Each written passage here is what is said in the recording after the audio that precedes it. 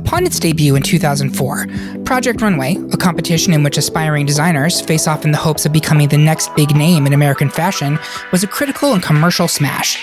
The show was arguably the prestige entry in the typically trashy reality television genre. It attracted legitimate, big-name, high-fashion judges and guests.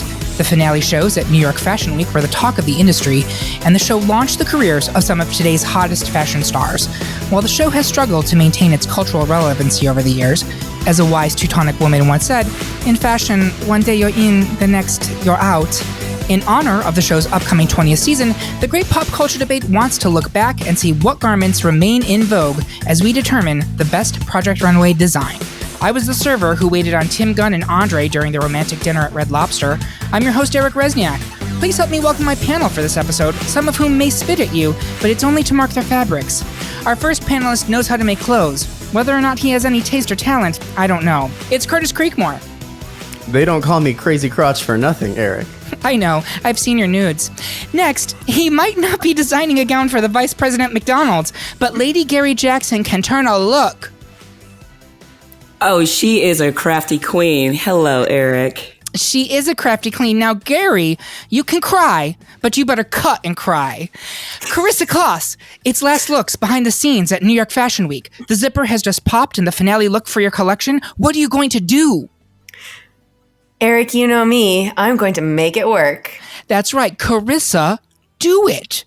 And finally, we have Bob Erlenbeck in the producer booth. He couldn't join us as the stairs were too circuitous. This is a very circuitous staircase. So, before we get to the debate, how does this work? As this is a mini-sode, there are no public poll. Our panelists just went through the history of Project Runway, all 19 regular seasons, as well as the all-star seasons. It's a lot of goddamn looks. And picked our favorites. We compared notes, found the consensus picks, and added them to a bracket. Now we argue about it and insult each other, all for your amusement. Want to play along at home? You can. Head to greatpopculturedebate.com and go to polls and brackets. There you'll find the downloadable listener brackets for this and every episode of our little show. Do your picks match up with ours? Do you think we need to go back to mood and work on our taste level? Let us know by dropping a comment on this episode at our website or by yelling us on Twitter, Instagram, or Mastodon. Also, as a heads up, throughout this episode we'll be peppering in some notable critiques from one of the undeniable elements of the success of Project Runway and unparalleled king of shade, the great Michael Kors. For even more of our favorite Michael Kors reads, head to greatpopculturedebate.com and go to bonus, where you'll find our top 10 Michael Kors critiques. Did we miss your favorite? Make sure to add it in the comments. Now, before we get into the top 16, I want our panelists to have a chance to talk about the looks that they were bummed did not make this discussion. Curtis, I'd like to start with you. Yeah.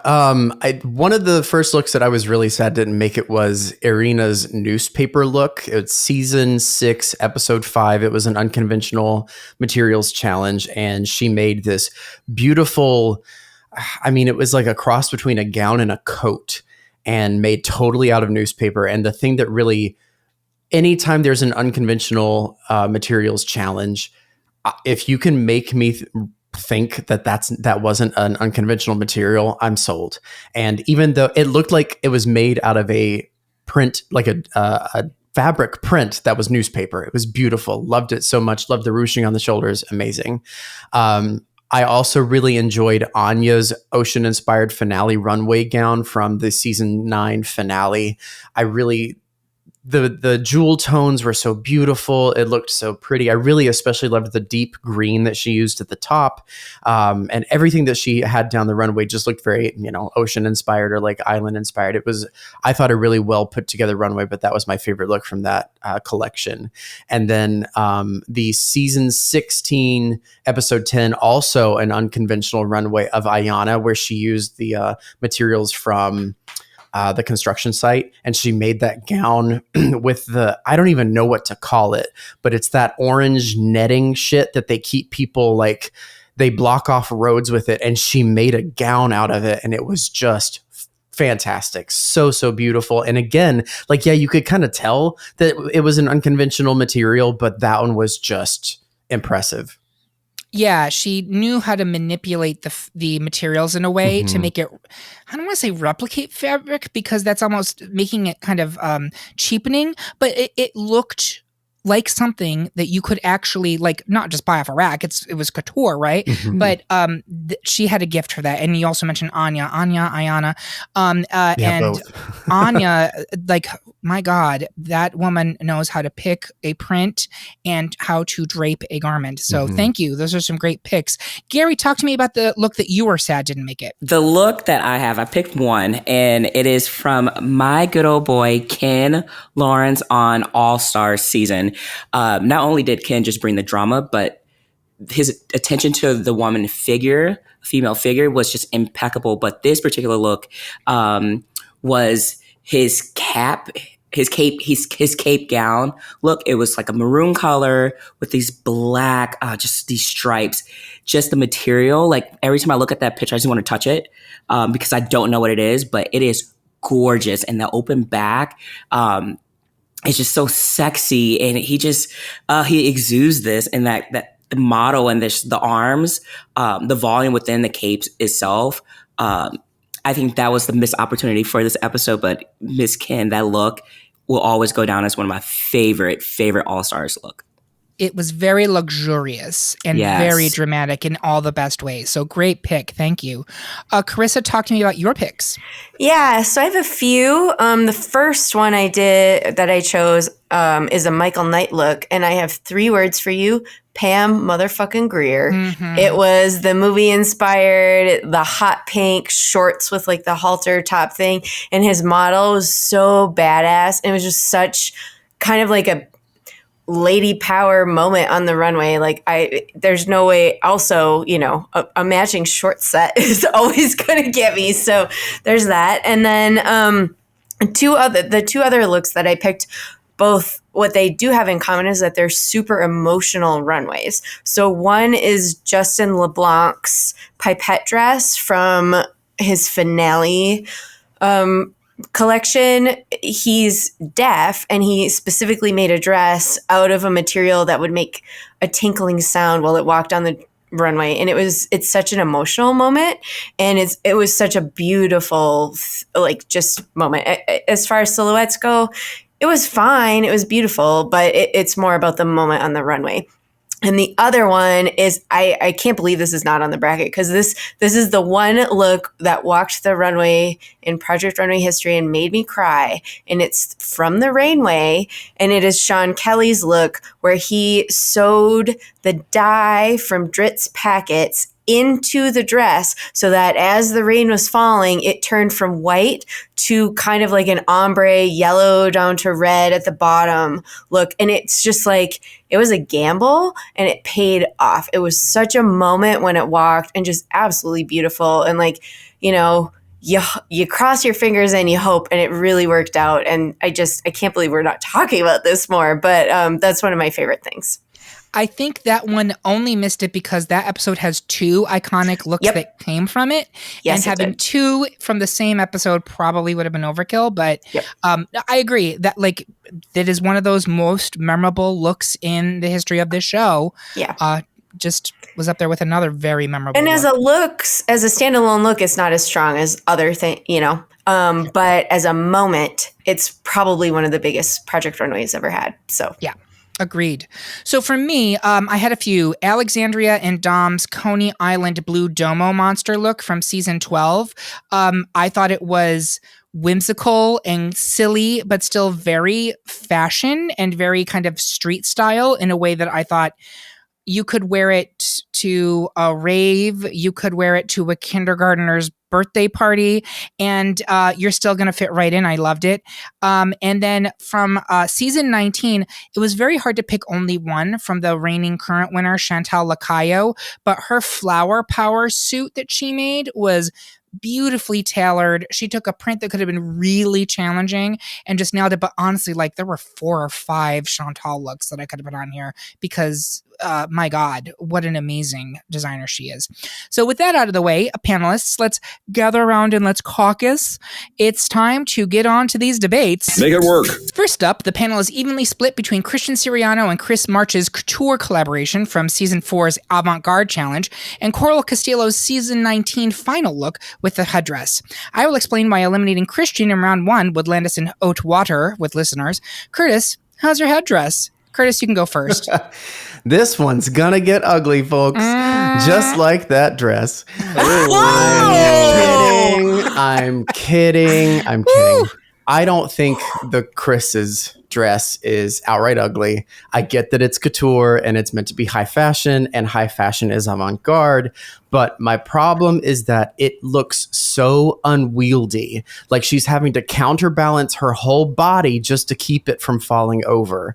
The color is that of soiled linens at a Motel 6. I She know is it well. having to create her own waist with her hands because the dress itself is just a column of uneven layers.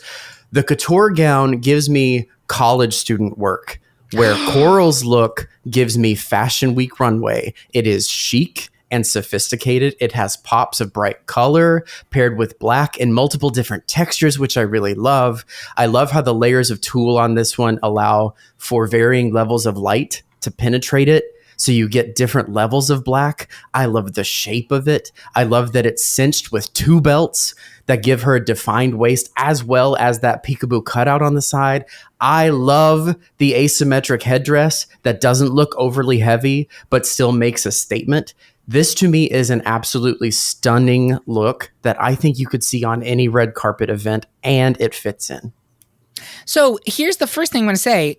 Coral's look is gorgeous. Coral killed that finale. It was a very competitive season 19 finale. And I look at that and it is, if you put those two side by side, which by the way, great moment to mention, we will have all of these looks on our website, greatpopculturedebate.com. They'll be embedded right in the episode page for this, so you can go ahead and see them. Coral's piece, if you're looking at them side by side, stands out. It is all of those things that Curtis just said, and it's stunning. It is a well-designed look, whereas my argument here is what Chris and Chris did is art. And so I think by modern standards, this dress lacks the impact that it had when season 4 first aired. I call it the Godfather effect, where so many other works subsequently have been so heavily inspired by this dress that if you're coming to it originally later in life, you're just like, to borrow a Michael Korsism, underwhelmed. But I truly do not think we'd seen anything close to this ambitious and avant-garde on the show up to this point. The ruffles on this were, I believe, all hand sewn. That massive shoulder piece creates so many interesting angles and moments. Like you mentioned that the dress itself doesn't necessarily have a waist, but it doesn't need to, because the dress, depending on what angle she's in, is kind of creating its own shapes. It's fascinating. This to me is an example of fashion design as an art form, not as a skill set. And I do argue that for this show, it requires you to be both to be successful. You can critique that color. I remember feeling the same when it first appeared, but having that neutral, almost like basic of colors really allows you to focus on the design work in the gown, which I think is what makes it truly memorable. And then one last piece on this, I'd like to say a pour one out for Chris March. What a terrible loss.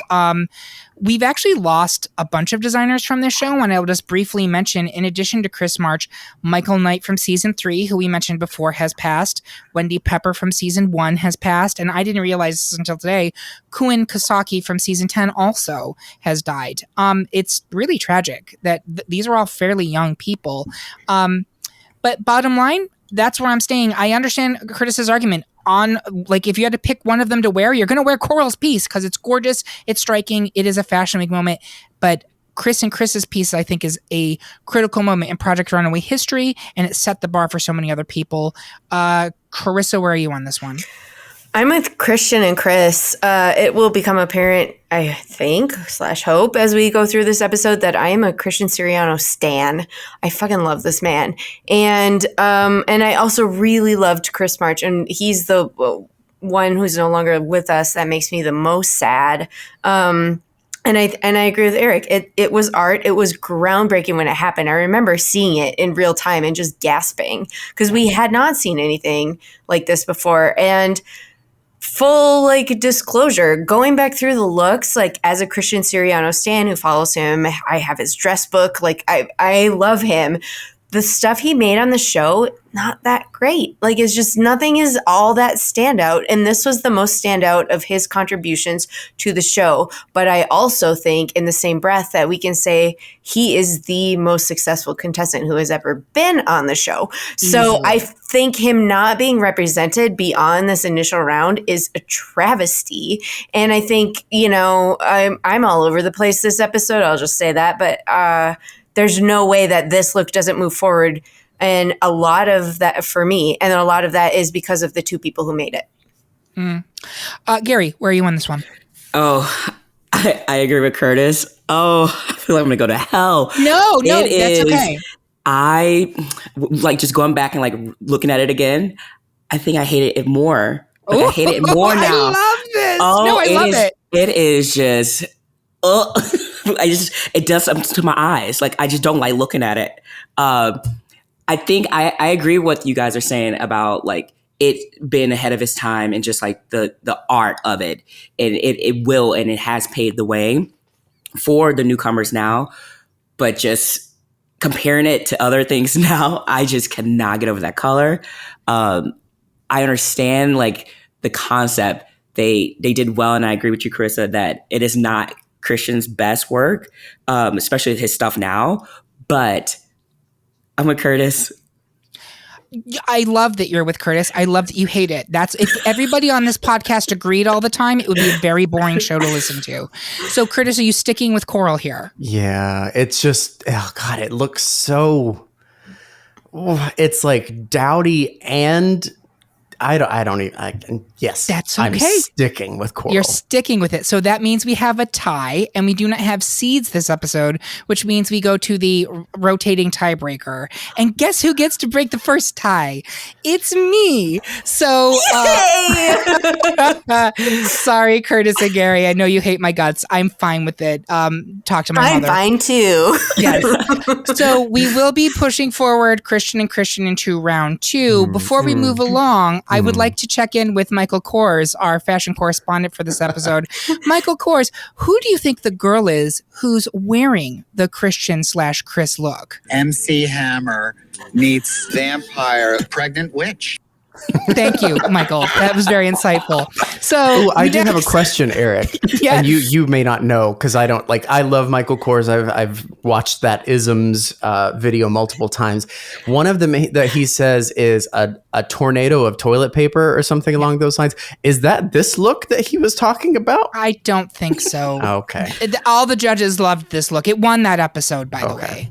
So no, it was very well received by critics and viewers alike, and anyone with taste. No, I'm just kidding. I'm kidding.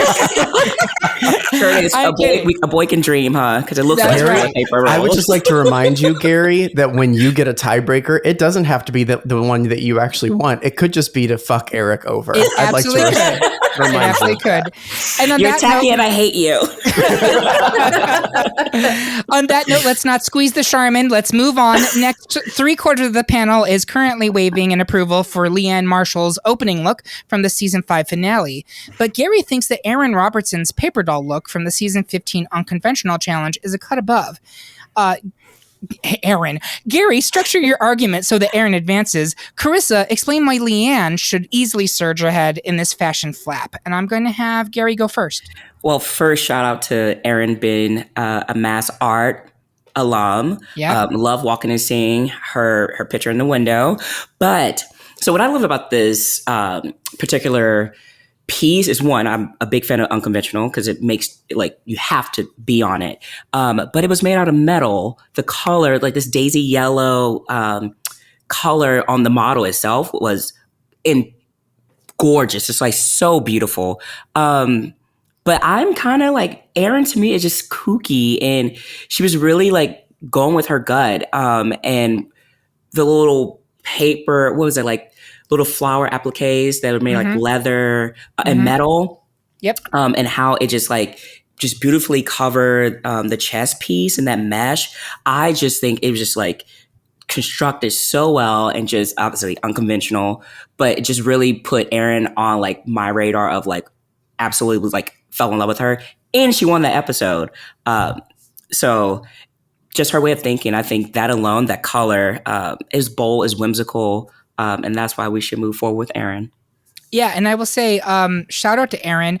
When I lived in Boston, I saw the Drag Race Season 9 live performance, and Erin Robertson was standing next to me in line for that show. So she was super cool in real life. Were you with me, Curtis, for that? Yes, I think I was. As Gary was saying that she went to Mass Art, I was thinking, I was standing in a line with someone who was on Project Runway that I have no idea who it was. I wonder if that was her.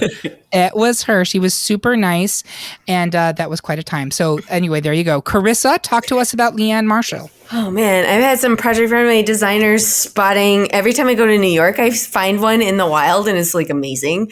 I've never met either of these people. I think this matchup is honestly the hardest that I had in this first round because I both of these were some of my picks that I put forward. But I'm just gonna lay it all out there. I sew and I love Leanne so much. When she won her season, she went on to do patterns for Simplicity. My current winter coat is a Leanne Marshall pattern. I have also made a handful of dresses from a different pattern. And the way that she puts things together is so intriguing to me as someone who looks at these looks and as somebody who creates things also from fabric. So this piece, it's kind of a ethereally draping top, and then the skirt that has a waistband and a bottom band. So it's a little bit of a tulip situation, but it's all panels. And the thing about Leanne's work is it's very architectural. And it's also very floral to me. Everything feels like petals. And there's something so, this isn't maybe her biggest or flashiest look, but there's something so emblematic about it for what she does. And it's just gorgeous. It encapsulates all of what she does about architectural things and, working with the materials, letting them do things that flatter women in ways that are just really awesome and fun to wear. As someone who's worn home sewn versions of her own designs, really fun to wear. So I love Leanne. I had to put her forward in this matchup. Great. Curtis, where are you? I want to wear that. I want to wear Leanne's look. I want to spin. Girl, I want to twirl. Oh, it looks so fun. Erin's, I said earlier, I love an unconventional challenge. I don't like that look. I don't like it at all. Yellow is my least favorite color, but that's whatever. Curtis, you could put that in any color and I would not like it. It's just a little too on the nose, I think, in terms of you can actually see what looks like the mesh or the chicken wire-ish type of metal. I just don't care for it. So I'm going to vote with Leanne. I love both of these looks. I think they're both really great picks. I was a ride or die Erin person from episode 1 of that season. She came on like a house of fire and she was great the whole time. I don't think she had a real misstep the entire time. Leanne took a little bit longer to get going in season 5. Season 5 was kind of an odd season. It was basically the Leanne and Quarto show, also starring Kenley Collins as the annoying neighbor. But my God, I loved Leanne's final collection. It was very narrow in terms of its design language, but it was so beautiful, and the movement and the femininity in it. I will agree that this particular look that we're talking about is not the most eye-popping of it, but it is still just everything. It doesn't stop. It's almost like an infinite dress that just keeps moving. And for that reason, I do give it to Leanne, even though I adore Erin. So it's 3 for Leanne, 1 for Erin. Sorry, Gary. Let's check in with Michael Kors, our fashion correspondent. Michael, do you have any thoughts about Erin's yellow garment? Something a Teletubby would wear to a party. There you go. Next, 75% of the panel is all wet for Kini Zamora's umbrella dress from the season 13 Runway, but I'm still sweet on Sandra Williams' candy dress from the season 10 Unconventional Challenge. Gary, why does Kini's look still have you singing in the rain? I will explain why Sanji's outfit gives me a sugar rush. And actually, Gary, if you want, I'm going to go first on this one because I'm not going to win, and I'm really okay with that. Let me start off by saying that I just want to speak on Sanji, who is one of my all-time favorite contestants and who I think absolutely knocked this one out of the park. When we started talking about this episode, this was one of the ones that immediately came to my mind as great looks that stand out to me.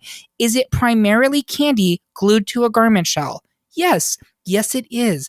But Chandra created her own patterns here, several patterns actually, between the shark gummy neckline, the Jordan almond peplum, and what I believe was rock candy on the skirt bib. It's meticulous and it's chic, which is impressive given that this was the same runway that gave us some classic disasters. Oh, what was that, Michael Kors? You had a comment about Elena's yellow Twizzler look from this challenge? She just looked like rigatoni Mad Max. Exactly. So that's my feeling on Sanja's candy dress. I say that and I cede the floor. First of all, Gary, I'm going to have you hold on to your argument, I think, because Carissa, are you going to go with the umbrella runway? Absolutely. This is the one that we were all hinting at with my intro. Like this, the Rainway runway gave us a few really emotional, really iconic looks that are amazing looks in their own right, and also walked that runway with drama, mama. So I am with Kini on this one. And Curtis. Eric, that dress is hideous. Boo! It is. There have been better things made on Drag Race than that candy dress.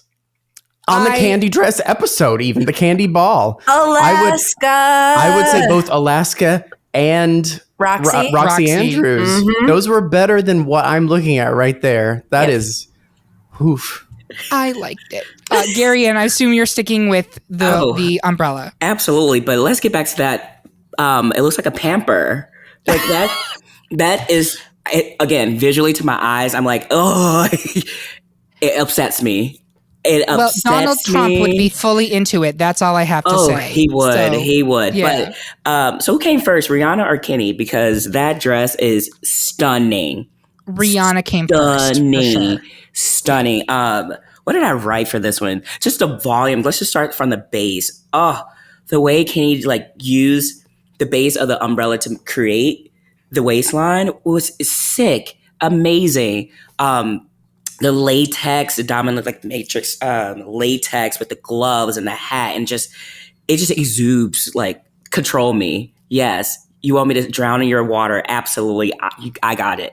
But no, this was like high fashion to me. It was. Again, Chris, I think this is like one of those episodes for me that was just like, wow, they were turning looks on this one, and it's futuristic and it's umbrellas like.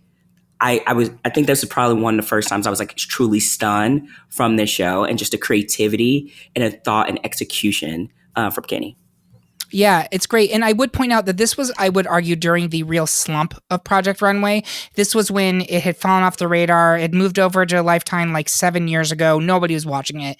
But everybody was talking about that Rainway runway, both the Sean and Kenny looks. It was everywhere being talked about on, do we still call it the blogosphere? Is that a thing? Are we dating ourselves? I am. Yeah, no one else will date me. Are you talking Tom and Lorenzo? Like that's where we're at?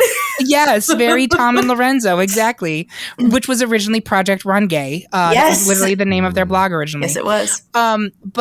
Yeah, so it was everywhere. It had a moment. It popped through when this show was already kind of on its descent. So we will be moving forward, Kini and the Umbrella Runway, but I still love you, Sanja. Next, it's two metallic finale looks as Laura Bennett's Season 3 silver/chartreuse dress is up against Rami Kashu's Season 4 gold gown.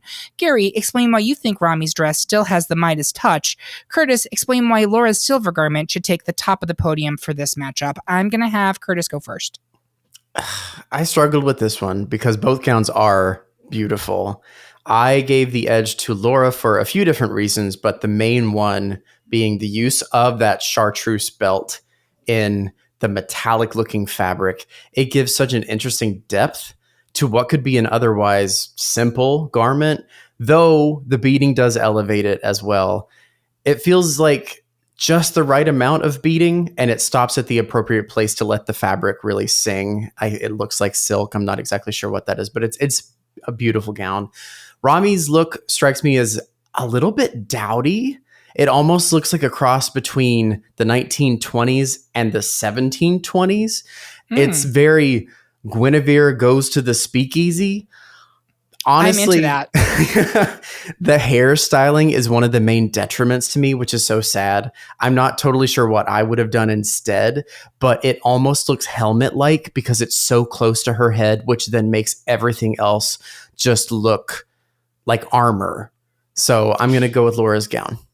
It's an interesting point, and I would say that styling did not become a critical element of this show. I remember it first being brought up constantly in season 8, the Mondo Gretchen season, where every fucking week the judges were bitching on and on about the styling. It was like, this is not who can pick the best shoes to go with the best pants. This is about who can create the best look. So I do agree in this particular case, styling is, even for the season 4 runway and the season 4 finale collections, are probably the strongest overall finalist collections. I mean, Rami's was solid, Jillian's was amazing, and then Christian's was, I mean, it was like pilgrim chic goes to like couture land. Like it was, you know, it was a lot, but all 3 of them really came loaded for bear. Speaking of loaded for bears, Rami, call me. But all that being said, Gary, talk to me about Rami and the gold dress. So first, that dress, Curtis, is something I can see my mom, if she's like going to my wedding. Oh, those colors, I don't like, I don't know why my eyes is just not a good pattern to me. The Laura one, you mean? Yes, absolutely is ugly. It is so ugly. I don't know why I'm hating tonight, but yo, it's in the air. I'm feeling it. I love it. Feel it. But so what I do love about, I agree with you, Curtis, that this wasn't like, to me, honestly, Rami's best, but what I do love the fishtail. I think that was a needed touch to elevate this look. The chevron pattern, the color itself is really beautiful. It is busy, but somehow the way is the patchwork, I guess at the bottom, breaks it up a little bit, and it like softens it to your eye. And I really like the shoulders. Like, I think the shoulders, again, elevates it. I know. I hate the shoulders. Oh, that's like the biggest detriment. But they're a moment. I get it. Yeah. And I think it looked gorgeous walking down the runway. The headpiece, I can do without the headpiece itself, but I just think that dress is way better than your grandma's dress with a chartreuse belt. Drag her. All right, Carissa, where are you on this one? So do you all not remember that Rami's strength is draping? Draping, like, this correct. is not a draped dress at all. This is highly structured dress with like layers of, I don't know I don't remember how he made this, if it's like ribbons that he layered or if it's like a print that he somehow strategically cut. But there are, like we always talk about with Project Runway, designers knowing the woman form and dressing the woman form, but I think there are few who dress women for all ages like Laura Bennett. Laura Bennett's eye, especially for like aging women, and like, yeah, that's how I see myself at this point. Like, it's fucking beautiful. This dress is fully covered from the front, but there's this beautiful back cutout, and it's covered with that little bit of a belt, and just the way that she draped fabrics. I don't know. I feel there's a few designers who I feel like really love the female form, and Laura Bennett is one of them. And also, there's something about these fabrics that just looks so luxurious and comfortable and gorgeous. Like, you could wear this dress with your back out and feel fucking hot, because everything about it looks comfortable and beautiful and like confident. And I'm 100% here with Laura. Yeah, so for me, I'm with Laura on this one. I love Rami, both as a designer and as a physical specimen. I remember when the season 4 lineup was revealed, I was just like, oh, who's that? And I was very worried every week he was going to get eliminated because he was giving me the daddy fix that I needed. And thankfully, he lasted the whole time. And I'm very excited to see him back on season 20, let me say that. But I thought Rami through the season did work that, in my opinion, was even stronger than this particular dress. Laura, this gown, I love this color combination. I'd never seen this color combination ever before. Ever. And to me, it was so striking. And this is chic, honey. It is CHIC chic. It is Katharine Hepburn going to a 21st century movie premiere. I just think it is gorgeous. It is not overly fussy. I agree with what Carissa said about celebrating the female form. And it's that thing where there's so much effort into it that it looks effortless. And it's one of my favorite looks ever. The Rami one it's everything Rami does is very good. He's extraordinarily talented. But for me, this look really stands out. And Laura had a bunch of great looks in season 3, but this is, I think, her best one. So I think that is 3 for Laura, 1 for Rami. Gary, I'm sorry. So before we move on, we're gonna pass it back to my good friend Michael Kors. Michael, what do you think when you see a silver outfit? Tin Man Hershey Kiss, ballerina, garbage, newspaper. By the way, you left out the because there's such that is the title of my new album, and it will be dropping next week. All right, so next, it's a pattern explosion with Mondo Guerro's Season 8 Print Design Challenge up against Dom Streeter's All-Stars 5 Tinkerbell revamp for the Once Upon a Runway Challenge. Carissa, explain why you're positive that Mondo's message-forward pants should stride into round 2. Gary, tell us why Dom has the pixie dust to fly right into the quarterfinals. I'm going to have Gary go first here. Well, first, I absolutely love Dom.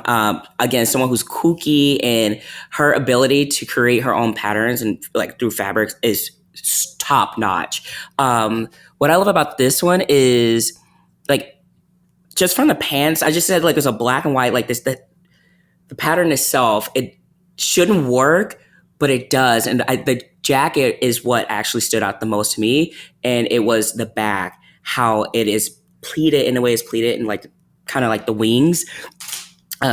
Absolutely gorgeous. And to use that red, but then also to use 2 different types of black and white, small, different size print to make that entire piece itself. Absolutely genius, smart. It read really well on Runway. Gorgeous like look. And it's something about it. It's just very vibrant and just like youthful, just like Dom and her style in general. And I think that's why I like Dom is the queen of patterns to me. So that's why Dom definitely should take this one. Yeah, and like I know everyone's like, oh, Uli is the queen of patterns on Project Runway. All respect to Uli Hersner. Dom is the queen of prints on Project Runway. And not just picking out good prints, being able to match them in a way. Like, you show me a single look that Dom ever made where those prints did not work in concert. You show it to me. Yeah, and I'll slap you across the face. She's incredible. It's almost magical. But speaking of magical, Carissa, talk to me about Mondo and his pants. Yeah, this was also a super hard matchup because these were both looks that I put forward into the bracket initially, and I love Dom so much. And the print mixing, that is really, really hard to do well. And she does it a lot. She also made this kind of like asymmetrical shirt dress with like stripes going in all directions, which I debated which one do I put forward for the bracket even. Like, this is a hard matchup for me. But we've established that I love a moment, and Mondo's positive pants are a moment. I believe this was the first season to have a designers create your own pattern that we will print on fabric for you to make a look challenge. And I mean, this is the one episode that I think has the most carryover for me to Drag Race kind of situations. Like Mondo revealing on the runway that he is HIV positive, and that's what this pattern means, and that's why he made these pants, is equivalent to me with Angina in season 1 of Drag Race, also revealing her status. And I also believe that All Stars 1 for Project Runway exists for Mondo to finally get his win in the same way that All Stars 1 for Drag Race exists for Chad Michaels to finally get her win. So I think both of these outfits are really awesome. If you look at them side by side, they're both great. They're both really impactful. Dom's has more prints going, but it all works. Mondo's is a little more stripped down with more of the focus on these gorgeous these are high-waisted pants. But that print is fantastic, and the moment and also the conversation. Like, let's just talk about, HIV status and positivity and all of the things. Like, it was a moment for TV that was super necessary, and that's what tips the scales toward Mondo for me.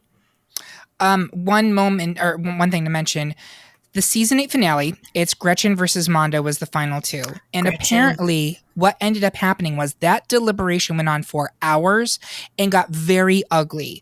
Jessica Simpson was the guest judge, and apparently there were really hard, strong feelings between Heidi, Nina, Michael, and Jessica Simpson was caught in the crossfire. She was apparently really rooting for Mondo, but I believe it was Heidi and Jessica team Mondo, and Nina and Michael team Gretchen, and obviously Gretchen ended up winning. But apparently that is like legendarily one of the most caustic debating sessions in Project Runway history. So just a little behind the scenes. Is this where we get to say you made the wrong decision?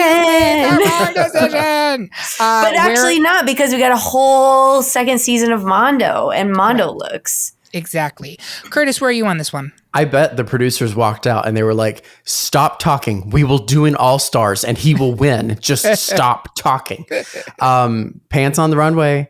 I love that these two looks are up against each other. Number one, because of that, because they are in that kind of realm, the pants looks, and we can judge them based on similar aspects.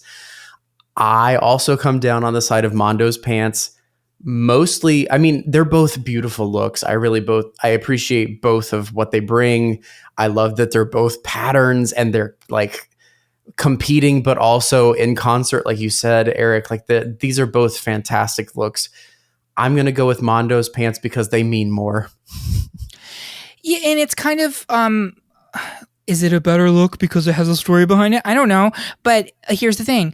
It's not like it's being moved forward because of the story, right? It's a great look on its own. Even if there had not been the very touching backstory, it would still, on its the merits of its existence, still be worthy of advancing. So therefore, I think it's fine. It's a really tough choice because, in my opinion, Dom has actually won this show twice. And Dom won this show twice, deservedly so both times. And I would argue there were many challenges Dom should have won that they did not give to Dom because of, Dom literally can't win every challenge. And frankly, she probably should have.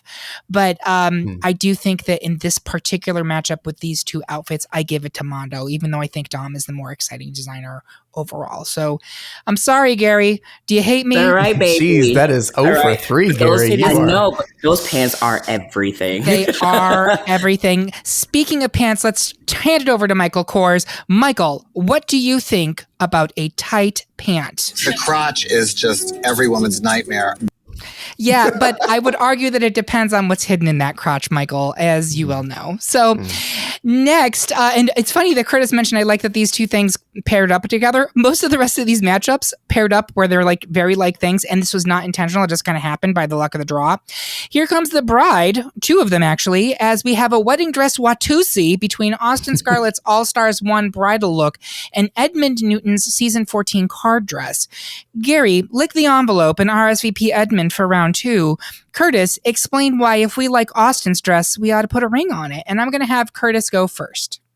So obviously Austin's bridal look is bridal. Was Edmund's card dress meant to be bridal? So it was a challenge where they were given, it was an unconventional challenge, and you have access to a stationery store, basically, which I remember reading. I was like, this is fucking bullshit and this is terrible. But then Edmund very smartly, and I'm sorry, Gary, do you want to take it from here? Do you want to go? Yeah. So it was the unconventional challenge, and it was partnered with Hallmark. Yep.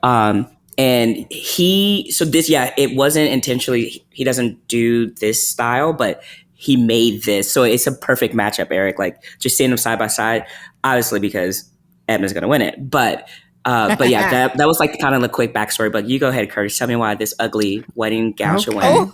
Yes, I love it. I will, Gary. I live for the drama. So I think they're both beautiful. I give the win to Austin because I love the juxtaposition of that ruching fabric on top that works to give the gown shape with the traditional ball gown skirt, with surely 18 petticoats that are underneath there, with the black accessories and that black veil. It is very haute couture 80s bride, and I love it. And I get that Edmund's dress was made of unconventional materials. It still looks a bit too much like it was made from unconventional materials. And for me, the designers who do best with those challenges fool the eye into thinking that there's nothing out of the ordinary, like Irina's newspaper dress, like I mentioned earlier. The cuts of Edmund's dress are just a bit too wobbly in some places. So you can kind of tell that scissors cut those. And it's adhered in a way that almost looks haphazard. I just don't really care for the look of it. I get where he was going. I didn't go with him. So I'm going to vote for Austin. All right. Gary, talk to us about Edmund. Well, drag him, Curtis. No, so I think the reason why Edmund, for me, gets the win is because it's unconventional. So it's just an extra level of difficulty that's there. And to create this, like that well-constructed corset is beautiful. Like that part, when you're just looking at it again, like it's unconventional. That's paper. And he made that. Like that is brilliant. But I love the flow. I like the volume of that. I guess, what did I write down? Oh, the paper like petals that it made. Like, I think that's so clever. And because it has movement, that makes it look more realistic than just using paper. And it photographs really well. And I think the added little bouquet, like just brings you more into the story, and you believe it even more that, oh yeah, this is made from Hallmark stationery cards. Like that is brilliant design to me. Yeah. Carissa, where are you on this one? I think it's really interesting how many unconventional materials challenge looks made the bracket, because clearly, every season they say this is the challenge that everyone's waiting for, but like clearly it must be for fans, because that's what we remembered from a 19 seasons plus All-Stars.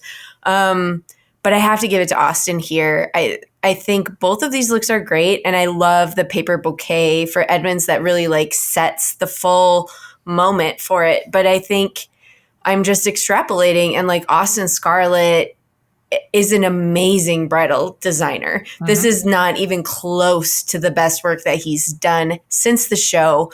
And this is kind of just like a taste of what he can do. Also, she's like, I just buried my husband. I don't know if I'm marrying a new guy. I don't know if I like buried him at the rehearsal. I don't know what's going on here, but like there's something like really badass about this bride that I really love. So it's all Austin for me. I'm on Team Edmund on this one, and part of the reason I am Team Edmund on this one is because, as you just pointed out, Austin Scarlett is a incredibly talented bridal designer. After season 1 of the show, he went and worked for Vera Wang's bridal department as one of her designers. So this is very much in his wheelhouse. And so the fact that this is not more memorable to me, I'll be very honest, when I saw this on the list, I was like, I can't, like in my mind, remember what this dress looks like just based on a description. And I saw it. It's lovely, gal. It's beautiful. Don't get me wrong. But I've seen other dresses from Austin that I find more memorable. Whereas with Edmund, as soon as this came up, that was one of those dresses that came to my mind. And listen, I think Edmund's season is probably the worst season of Project Runway. It is not strong. It's a bunch of, in my opinion, a lot of leftover designers where they're like, well, we got to make it a season. Let's just curry them all together, right? But this dress really stands out. And Kelly is a legend, and I will hear nothing against it. But to me, he is not a bridal designer, yet made a very sophisticated looking bridal gown out of paper. The degrees of difficulty with this are like multiplies. And I think that Austin hit a double, whereas Edmund hit a home run. Why am I making a sports reference? I don't even know. I don't know her, but that's where we are. So we are 2-2 tied. By rules of the tiebreakers, it would now go to the next alphabetical person, which is Curtis. Curtis, are you going to use your tiebreaker? Stay out of my sport. Yes. Gladly. Am I going to use my tiebreaker? What do you mean? Like I can pass it. Can I come back? You can't pass it, but you could switch your vote so you don't have to use it on this matchup. Oh, I guess that's fair. Oh, you have opened Curtis, up a new window for me. Don't fall for it. But unfortunately, Carissa, I don't care enough about either of these, so I actually will switch my vote. Eric, you're so wise. See how this turns out. I can't wait. Game. I enjoy them both. I really do. I think that they're both fine. And honestly, Eric, you're like, that's not his best work, and it is harder to make a paper dress. So I'll switch my vote and I'll hold my tiebreaker. Okay. I love that. So before stand on my island, it's fine. That's fine. And listen, Mr. Scarlett's coming right up in a second. But before we move on to that, we are moving Edmund forward. Michael Kors, what is your least favorite fabric for a wedding gown. It's polycrepe de chine. Yes, and folks, please welcome to the stage Drag Race, Miss Polly Crepe de Chine and her drag daughter, Origami Rose. So, if anybody is interested in starting drag and they want to be my drag daughter, your name must be Polly Crepe de Chine. Polly Crepe de Chine. I live. Next, two very conventional favorites from two unconventional challenges. It's Austin Scarlett again with his cornhusk dress from the very first episode of season 1 up against Corto Mamalou's seatbelt dress from season 5's car part challenge. Carissa, explain why we need to buckle up and embrace Corto's dangerous curves. I will share why I don't think it's corny to still push Austin's dress. Aw, shucks. I'm gonna have Carissa go first. Wow.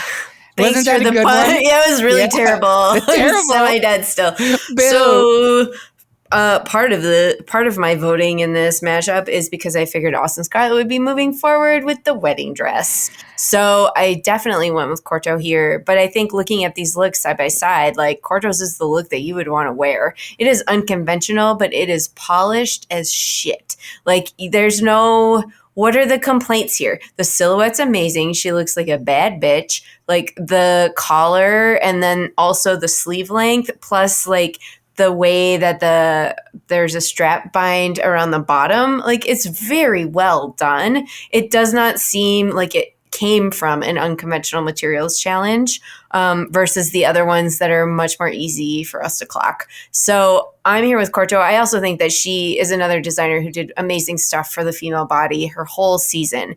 And this look is just exemplary to me. Yep, I'm a huge Corto stan. I had nominated a look that didn't end up making the top 16. This beautiful green gown from her season 5 finale collection that will live in my mind rent free forever. She's back too, I believe, for season 20. I'm really excited because she was in another all-star season. It's one of those things where like she consistently makes it to the finales. She's amazing every time. There's just someone who edges her out. I hope this is her time because like what a body of work she has put forward. But I'm actually supposed to be talking about the Austin Scarlett cornhusk dress. So let me say here that I'm actually okay if this dress does bow out now and at least sent to the compost heap, as it were. But I think we have to talk about it in any episode that is devoted to the best, most iconic Project Runway looks.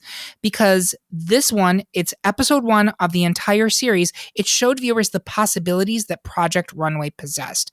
Yes, it is a basic garment, but it's chic, it's tasteful, and more than that, it was a make it work moment because if you remember, we got to see not only how Austin was ingenious for picking corn husks out of the grocery store because they had to shop at like Gristades or whatever, which if you've ever shopped in New York at Gristades, not exactly a pleasurable experience, but he went with corn husks for the materials, and then some of the other designers, by the way, like I still flash back, God rest her soul, Wendy's outfit for that one, Star's outfit for that one. You really saw like, oh boy, this can be rough. And Austin excelled, but he forgot that they would dry overnight. And so he came in the next day and was like, oh my God, this has shrunk.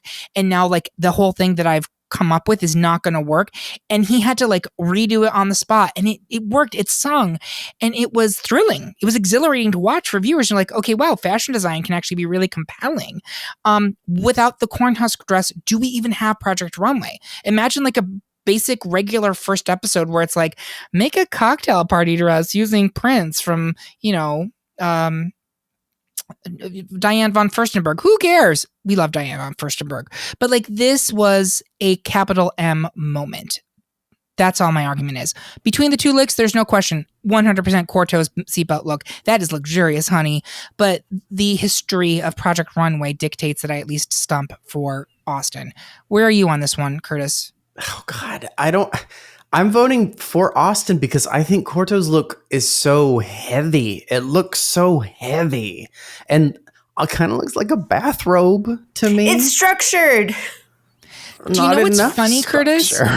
You love Irina's newspaper coat, which I think looks heavier than Corto's seatbelt coat. That's and very even at interesting. the time, I remember thinking to myself, I know the judges are falling over themselves for this, and I get the skill involved in this. I'm not knocking it, but it looks real heavy. And that girl looks about 4 times the size that she is.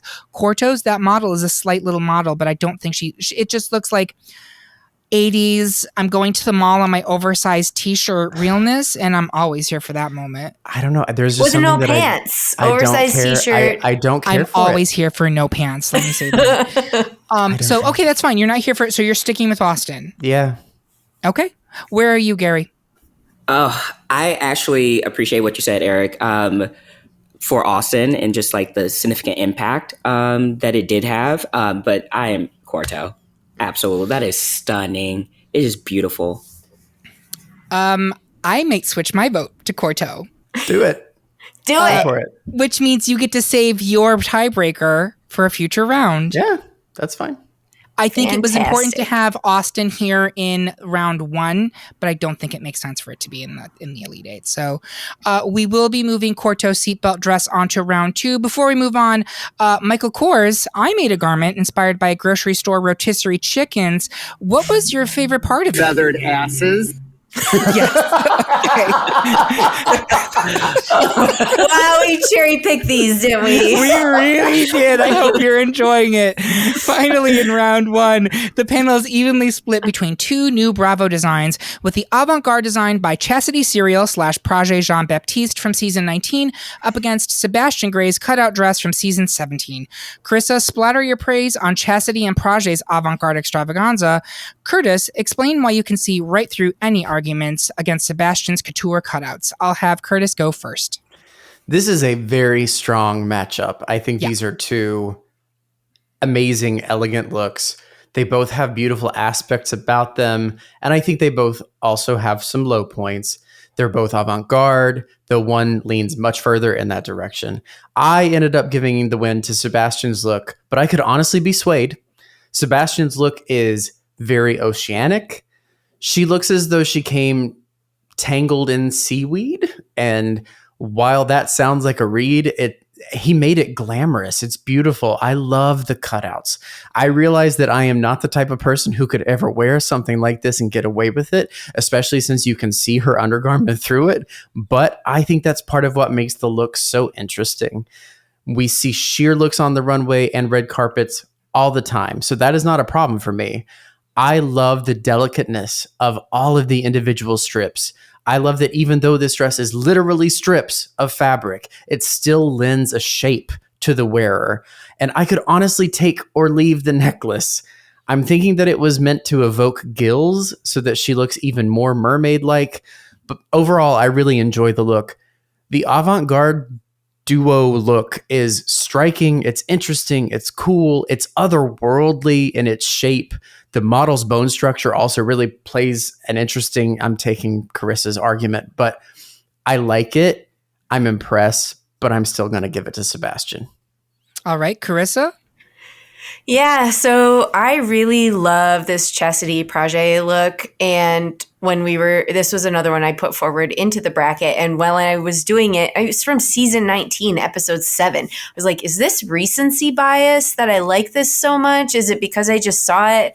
But no, it's not. It's like this crazy architectural, beautiful pink faux fur thing with like paintwork on the bottom. And if you remember the actual challenge, these are 2 people that have very strong points of view, and they were trying to figure out how to combine things while feeling authentic into one garment. And the way that they did this is so unifying and awesome and authentic to both of those people that it's just really cool. And worn by model Mimi Tao, who's trans, and she's anything that she wears honestly has an extra edge, so that's kind of unfair here. And I don't believe this is true, but just looking at the structure of this dress, yeah, like it could have pockets, so that's gonna sway me back to Chastity and Prage. That's my pick. You could, even if it doesn't have actual pockets, you can just put some snacks right up in one of those. Exactly. Little... It's like built in for award shows. You can have pretzels in one and like a couple of I don't know, what do you all call them? Shooters. We called them nips where I grew up. Like little bottles of alcohol in the other, and man, you're set all night. You Plus can get one of those things at Disney World. They take a pretzel and they turn it into a cone and you just put it right in there. They fill it with all kinds of stuff.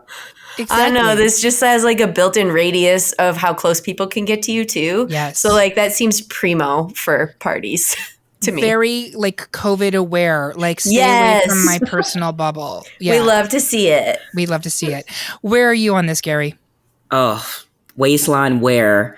I'm with Chastity and Project on this one. I like just for what Chris has said about like knowing and watching the episode, like them working together, like that is just striking. It is beautiful, and the model is like wearing it down. You know, like that color is gorgeous.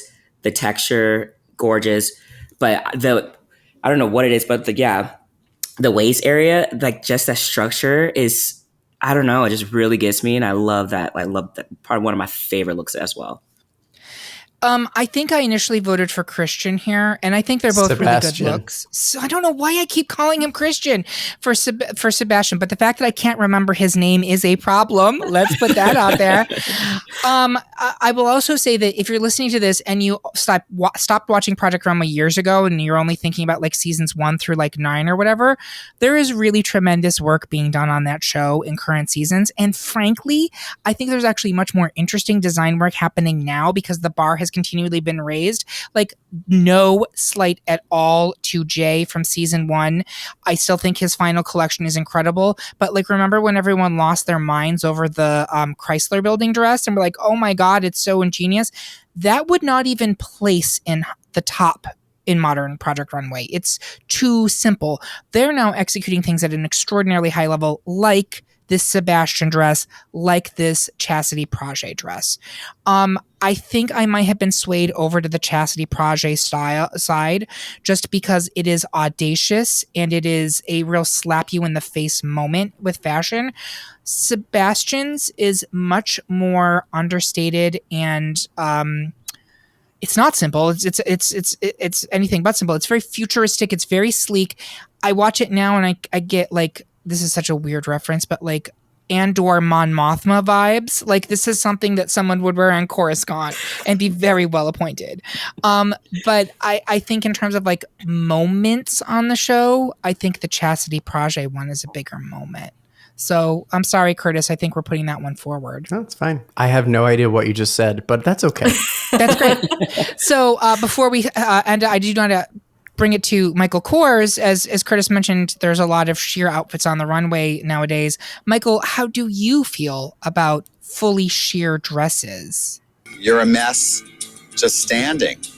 Yeah, exactly. So, and that's why I don't wear them. So that's it for the end of round 1. We're going to take a quick break and figure out what we're going to wear to dinner with the Kushners. Oh, God, look at that. Your husband helps you back into your straitjacket. We will be right back after these messages.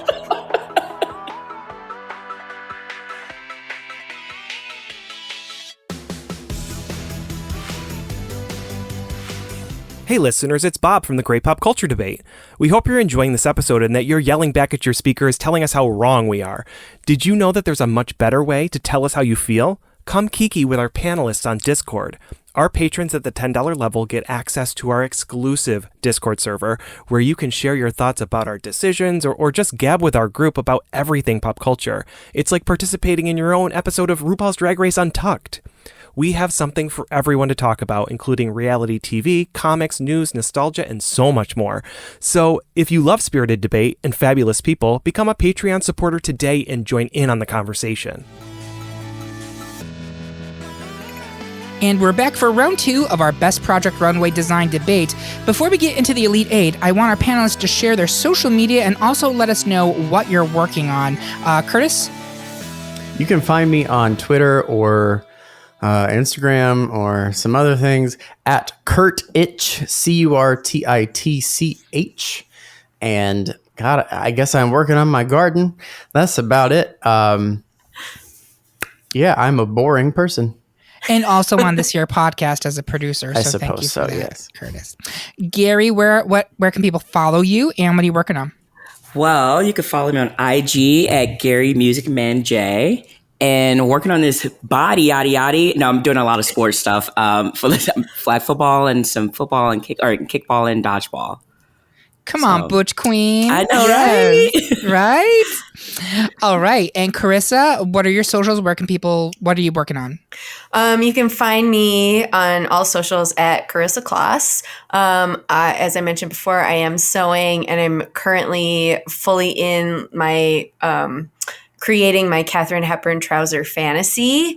And also still on my matching separates bullshit sewing because I love the look of a jumpsuit, but I hate getting naked to pee. So I make two pieces out of the same thing. And it's been working. I can't quit. So We suffer for fashion, as I used we to do. tell Well, no, my we niece. don't. That's what the jumpsuit is. The two piece fixes all of that. God bless. Life finds a way. So, all right. You can find me at Eric Resniak. That's ERICREZ as in zebra, S as in snake, N as in Nancy, YAK on Twitter and Insta, or just message at Great Pop Culture Debate on Insta or at GPCD on Mastodon. Now, let's move into round 2, where I'd like to remind my panelists to use the Claire's accessory wall thoughtfully. She's a hooker or a grandmother. Claire's. Sponsor us, Claire's. Next, so the Elite Eight. First up, it's Christian Siriano and Chris March's Season 4 avant-garde gown versus Leanne Marshall's Season 5 finale look. We're just going to go around the horn here because we talked about these pretty extensively. I'm going to start with Curtis. Where are you? The good one. Leanne Marshall's finale look. Savage. All right. Gary, where are you on this one? I got to back Curtis up on this one. All I'm right. on So that's two for Leanne. Carissa? Which look would I rather wear? Leanne's. Which look do I think is more iconic? Christian and Chris. I'm also with the Christian and Chris one. However, we are now at the end game of the pushing Curtis's tie off, and Curtis now has Curtis the power. will use his he will use his tiebreaker, and he will be voting for Leanne Can we Marshall's just, finale. Before we do this, can we just take a moment to sing the praises of Christian Siriano and what he has done since the show? And how amazing. Because then he hosts some of Project Runway Jr. and he's hosting some of the All-Stars and other. He's the only contestant who's come back to host. And the work that he does now, currently, every time there's a Met Gala, every time there's an award thing, his Instagram is we dressed these 5, 6, 7 amazing women who all look different, all look beautiful, have different body types. He dresses plus size women absolutely gorgeously, and the way that he does it is so respectful and so wonderful, and so props to this hooker. The work he did on the show is not even close to what he has done since then, and deserves acknowledgement. This is that we know this person through the show is a really awesome thing. Absolutely. And I believe he is at this point essentially the Heidi Klum, because Carly Kloss left. They did not replace her. And he's now essentially doing hosting and mentoring. He's both the Heidi and the Tim combined into one tiny homosexual Voltron. And and he's a really great mentor. Tim Gunn hat is a huge hat to take on. And he's really sweet with the designers. You wouldn't have necessarily expected that from his season where he came off a little more bitchy. But so props to that hooker. Well, he had something to prove then. Yeah, and it's he was true. He was a 22. baby. Yeah, he was very young on season 4. So he has matured incredibly. He 100% literally is a genuine brand in fashion now in a way that very few. I mean, Michael Costello definitely has had huge success. I know there's a little bit of controversy around him right now too, but he's done extraordinarily well, and it must be recognized. But I don't mind the fact that Leanne is advancing here. If we're talking about these looks strictly aesthetically, which one is the more visually pleasing one? I get why Leanne is advancing. So, and this isn't who is the best person to come out of Project Runway. Right. I don't want to take that away because it probably is Christian. It 100% is. I'm glad you said all of what you said. But when I look at these two looks, and I think Eric even said it earlier, if you compare the looks of today to the looks of the earlier seasons, some of the ones that won entire seasons wouldn't even place now. It's I always look at things through the Drag Race lens. When you take the BB Zahara Benet of season 1, and then you even compare her to the BB Zahara Benet of All Stars 3, it's just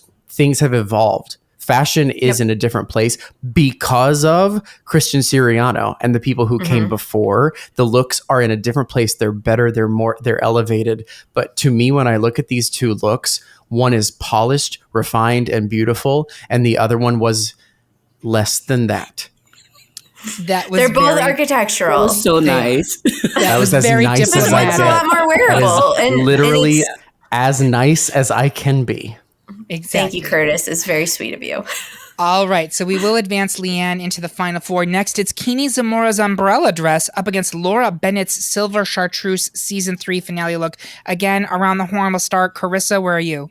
I'm taking the exact opposite tack of the last matchup, and Keeney's is the like moment, whatever, but Laura's is the wearable, elevate the female body look, and I'm going with her here. Gary, where are you? Sticking with umbrella. All right.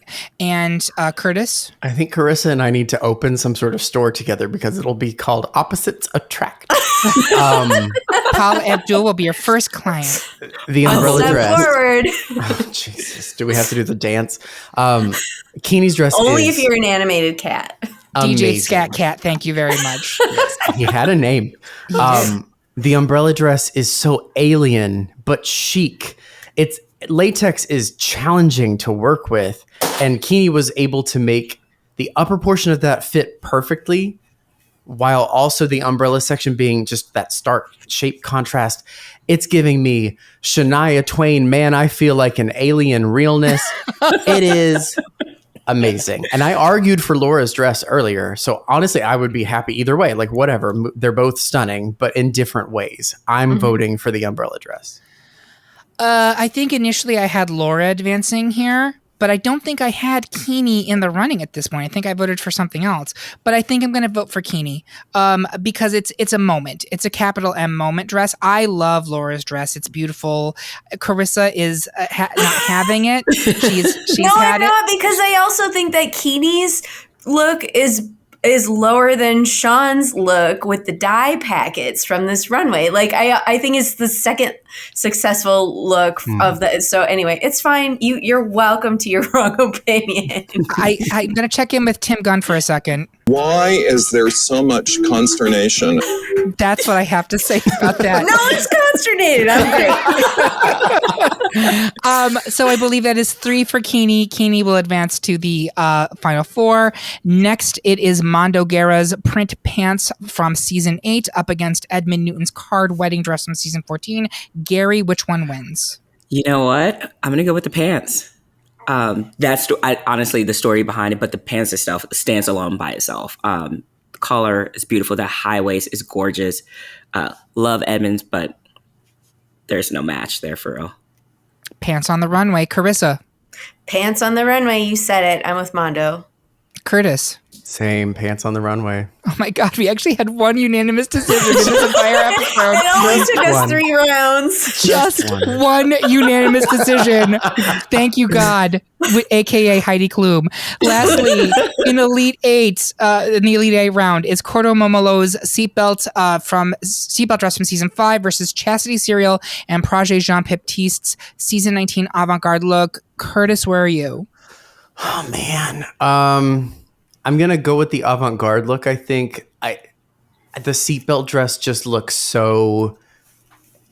At a really classy hotel, it looks like the thing that you put on in the bathroom. So I'm going to go with the avant-garde dress. Okay. You asked me to be on this podcast. I did. No, you're great. Carissa, where are you? Yeah, I'm with avant-garde. I mean, I think of the two, it's a much more striking and also potential of pockets. Potential of pockets. Snackation. Yes. Gary, where are you? Chastity and Prajé. Oh my God, we have 2 unanimous decisions. I'm also going to give it to Chastity and Prajé. Nothing against Cordo's look. It's great. I just think in terms of impact, Chastity and Prajé's has more. So that is it. We have our final 4. We're going to take a quick break to make sure none of our panelists have smuggled a measuring tape or pattern books into the recording studio. We'll be right back after these messages.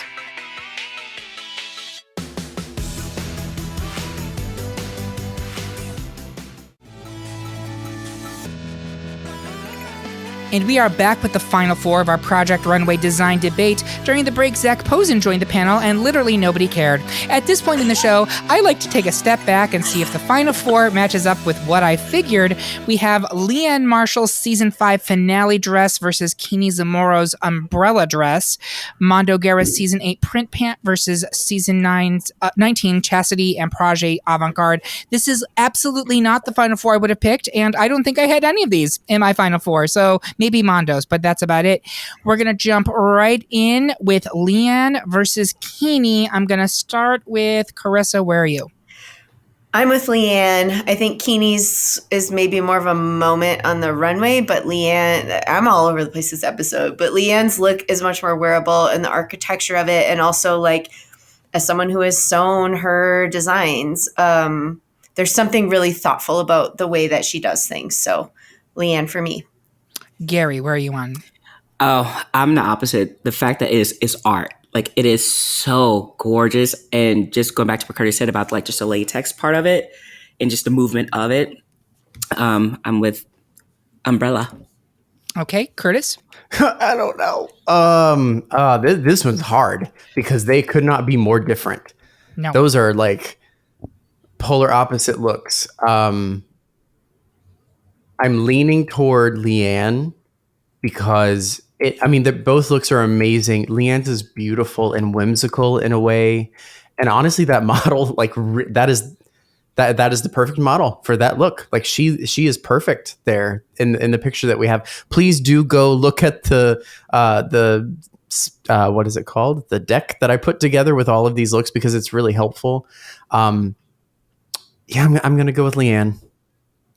I'm going to make it hard, and I'm going to go for Kini. I think, and I adore Leanne. I love that final runway, the whole thing, but there's not a lot of variation in it. And this particular look is fairly subdued for a final four berth, much less a final two berth. If it was the big final gown she did, even then, I'm not sure I would put it in my final four because I think this version is the more like successful. I thought the final gown was a little bulky. I believe it's also a wedding dress from that collection.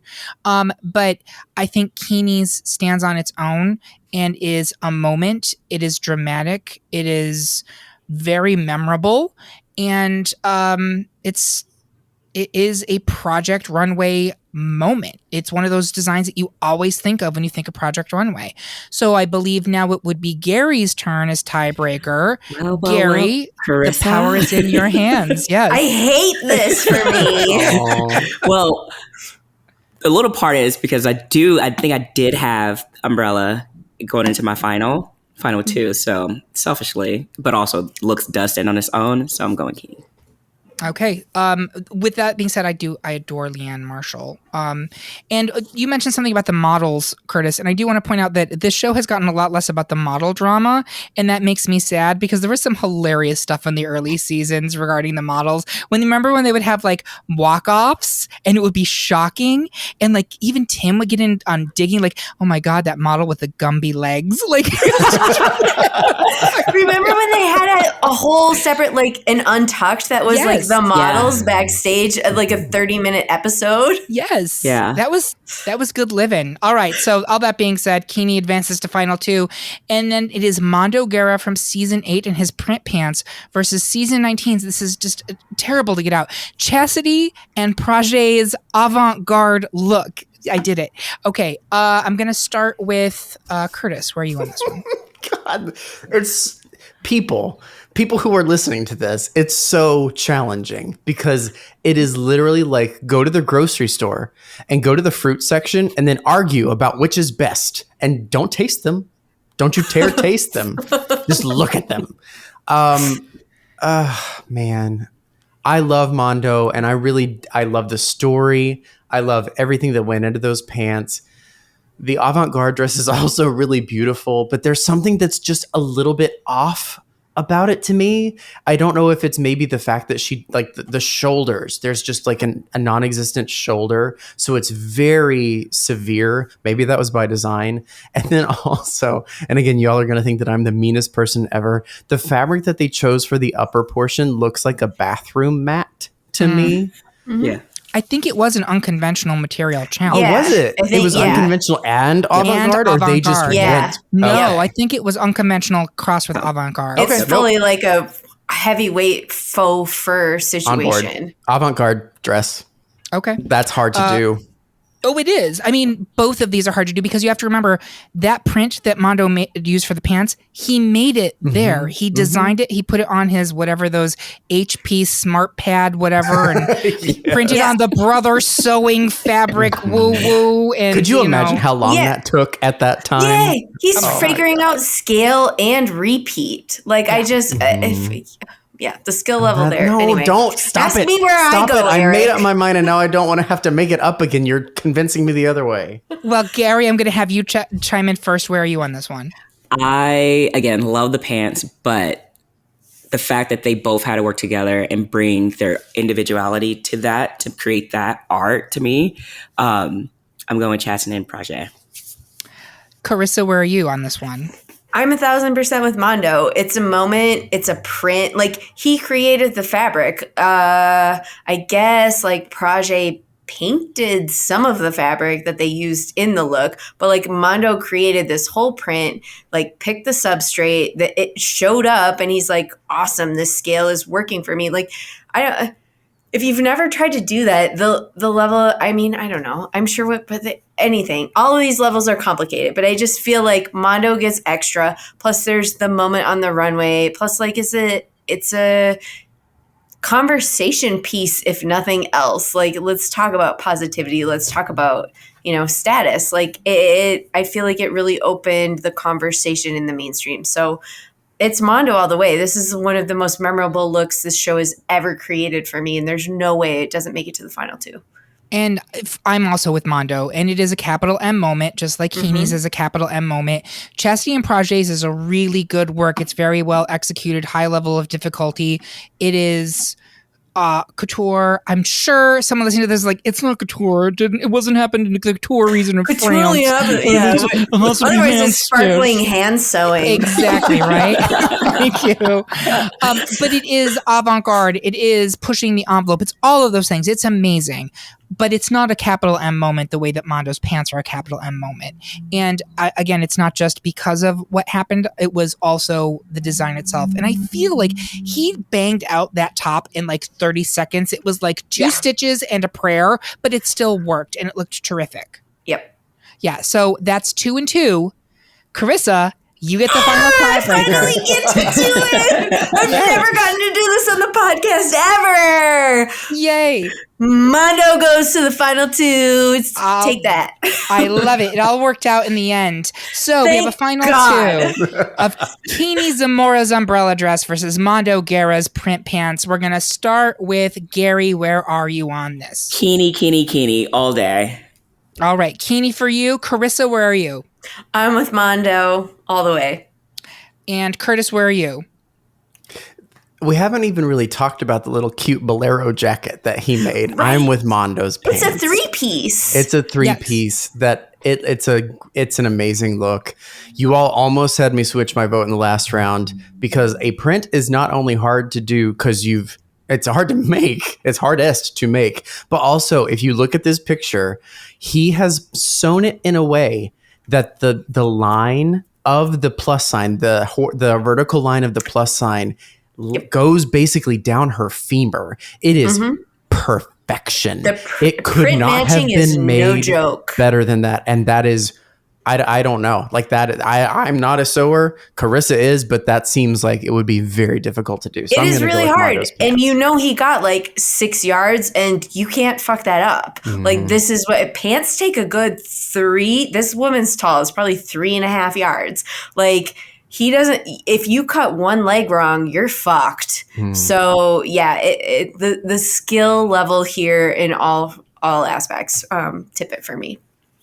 I'm also giving it to Mondo. I'm sorry, Gary. The Keeney's amazing. A lovely first alternate. But to me, Mondo would not have been my initial choice, but I do think it is the correct choice for this group. And it encapsulates everything that is great about Project Runway. It is an amazing design in and of itself. The fabrication has an incredible story to it. He had an incredible personal story that we got to see. It was showing us the art and the skill of fashion design in a way that anyone, even a schlub like me from upstate New York, gets it. And it made it accessible and engaging, which I think is something fashion never was for a lot of people. And this show really achieved that. So there you have it, folks. Our pick for the best Project Runway design is Mondo Guerra's Season 8 print pants. Do you agree? Do you think we need to spend summer interning with Nina Garcia at Marie Claire magazine? Tell us how you really feel by leaving a comment on this episode at greatpopculturedebate.com or find us on Instagram, Twitter, Facebook, or Mastodon. While you're there, make sure you subscribe and follow the podcast so you can hear about what new debates are coming soon, vote in open polls, and even decide on which topics we tackle next. If you really enjoyed this episode, please take a minute to like and rate the episode or the podcast on Apple, Spotify, or whatever platform you listen on. I want to say thank you to my panel. It was an unbelievably tight race for Hideous today, and I'm delighted to say that I took that title. And thank you for listening. If you loved what you heard, please consider supporting us on Patreon, where you get even more exclusive content and get episodes a whole day early.